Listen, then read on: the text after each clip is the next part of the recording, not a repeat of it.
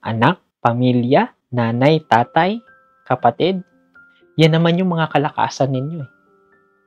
Lumalakas kayo, tumitibay kayo, at yung mga pagod ninyo nawawala.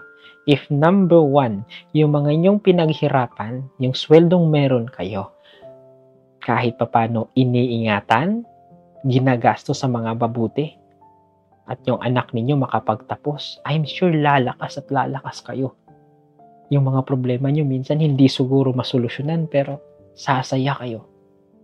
Because OFW, ang kadalasan na kasiyahan nila is yung mga taong dahilan nila kung bakit sila naging OFW.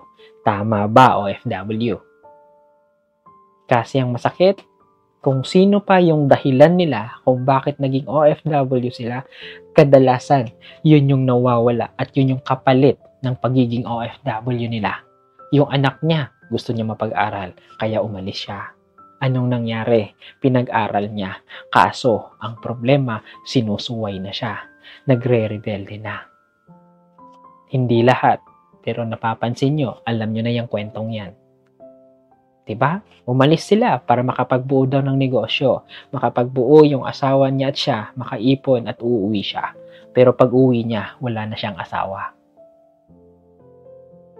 Pero lahat ng mga tao na kung paano naging dahilan nila, kaya umalis sila, naging mabuti sa kanila, yung sakripisyo nila ng isang OFW, napapahalagahan, yung tipo bang na-appreciate sila, hana, pagka kinabukasan, kahit halos walang tulog yan, pag narinig niya yung anak niya, gagraduate na, with honor pa talaga, tingnan ninyo, ang ganda ng ngiti niya, kahit walang tulog yan.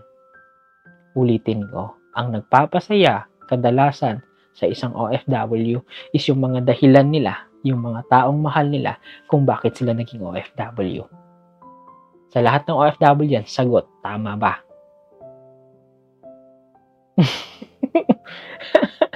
Tama! As if OFW, kung ano ang reason bakit kailangan yes!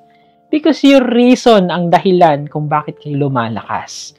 Kaso ang pinakamasakit pa minsan, yung rason na yon, yung tao na yon, yung dahilan na yon, yun yung kapalit ng pagiging OFW nyo.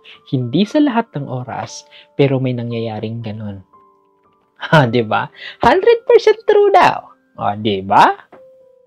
So, kung ikaw OFW, ngayon gusto mo wala yung problema mo na hindi naman talaga mawawala, but at least you can reconnect and umiti ka, tumawa ka, magpasalamat ka, is what?